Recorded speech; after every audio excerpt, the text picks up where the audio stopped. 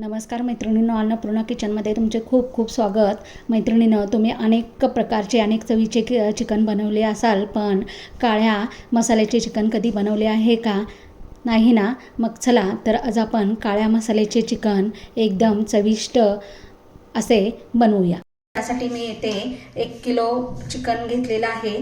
त्याच्यामध्ये मी मीठ घालत आहे, 1 चमचा हळद घालत आहे, त्यानंतर आलं लसूण आणि हिरवी मिरची चेचून घेतलेली आहे ती घालत आहे आणि याच्यामध्ये मी गरम मसाला घालत आहे.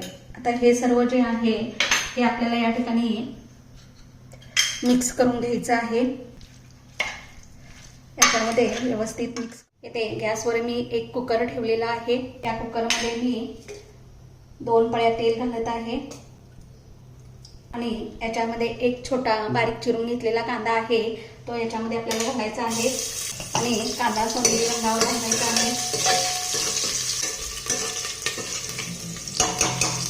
तर इथे आपला कांदा सोनेरी रंगावर परतून झालेला आहे.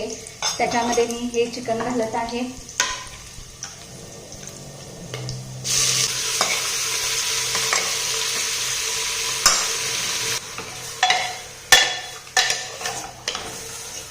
आणि या कुकरच्या भांड्यावरती 1 झाकण ठेवून याला जेवढं त्या मिठाच्या आणि तेलामध्ये शिजल तेवढं शिजवून घ्यायचं. आपण चिकन या ठिकाणी वाफेवरती शिजायला ठेवले, तोपर्यंत आपण या ठिकाणी आपल्या काळ्या मसाल्याची तयारी करून घेऊया. या ठिकाणी 1 चमचा मोहरी घेतलेली आहे, 1 चमचा जिरे घेतलेले आहेत, 1 चमचा धने घेतलेले आहेत, 1 चमचा तीळ घेतलेले आहेत, जावेत्री घेतलेली आहे, 1 चक्री फूल घेतलेला आहे, लवंग आणि काळी मिरी घेतलेली आहे, वेलची घेतलेली आहेत. आता याला आपण मंद गॅसवर भाजून घ्यायचं आहे. तुमच्याकडे नॉनस्टिकची कढई असेल तर नॉनस्टिकच्या कढईमध्ये भाजून घ्या.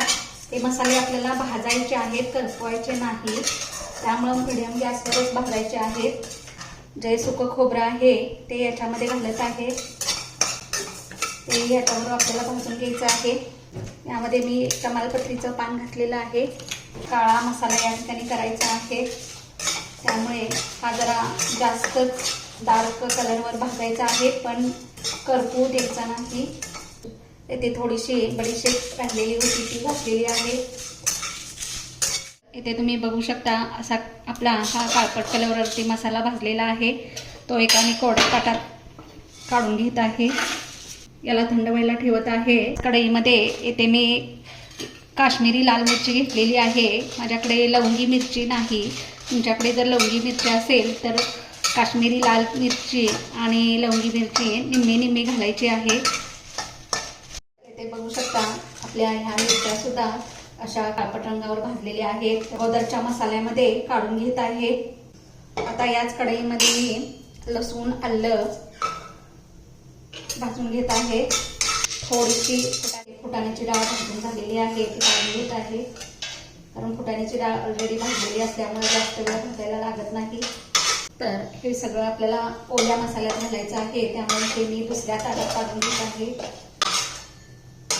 या ठिकाणी बघू शकता अशा पद्धतीने हे भाजलेलं आहे. पुन्हा त्या गॅसवर मी ही जाळी आहे ती ठेवत आहे.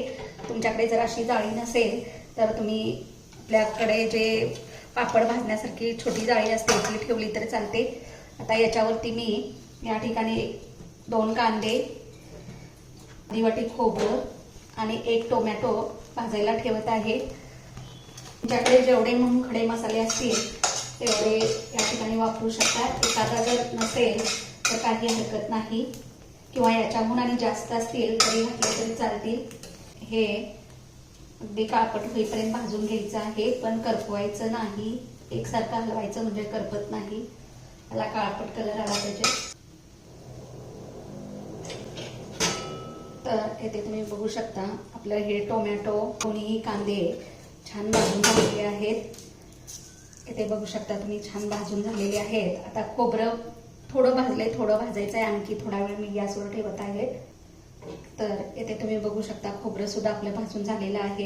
आता हे सर्व करायला ठेवायचं आहे. खडा मसाला थंड झालेला आहे, तो आता मिक्सरच्या भांड्यामध्ये घालून घ्यायचा आहे.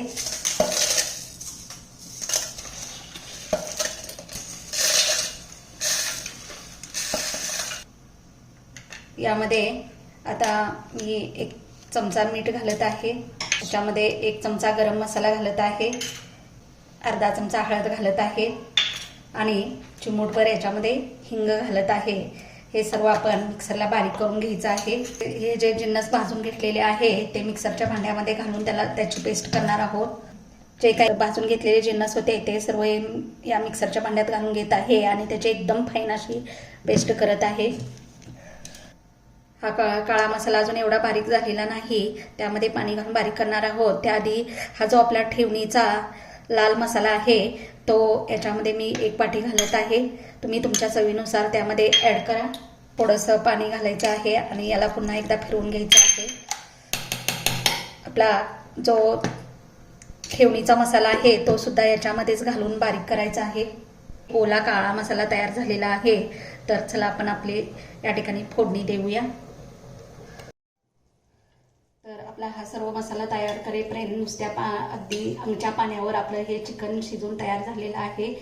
तर याला मी आता काढून घेत आहे. येथे गॅसवर मी एक कढई ठेवलेली आहे, त्यामध्ये मी येथे 2 पळ्या तेल घालत आहे. तर हे तेल गरम झालेलं आहे. याच्यामध्ये हा जो बारीक केलेला काळा मसाला आहे तो याच्यामध्ये मी घालत आहे आणि याला मिडियम गॅसवर भाजून घेणार आहे. एकसारखं ढवळायचं आहे, तर खाली कढईला मसाला लागला जातो. त्या मसाल्याला तेल सुटेपर्यंत भाजून घ्यायचं आहे. आपल्या मसाल्याला तेल सुटायला लागलेला आहे.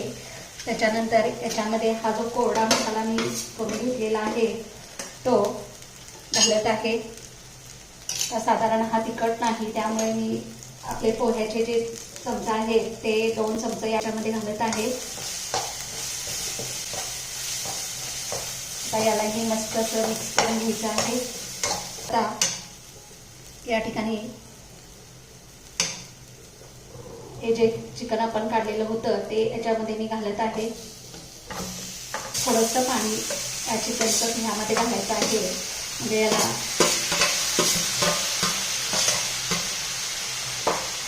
थोडासा या ठिकाणी ओलावा येतो. रस्सा केलेला आहे तो रस्सा याच्यामध्ये थोडासा काळा मसाला मिक्स करून याच्यामध्ये घालणार आहे.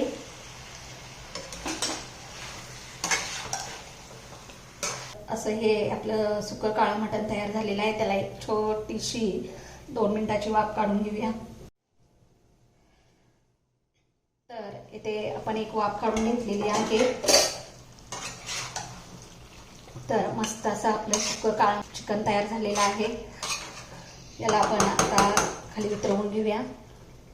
तर इथे तुम्ही बघू शकता आपलं मस्त असं काळं चिकन आणि काळा चिकन रस्सा तयार झालेला आहे.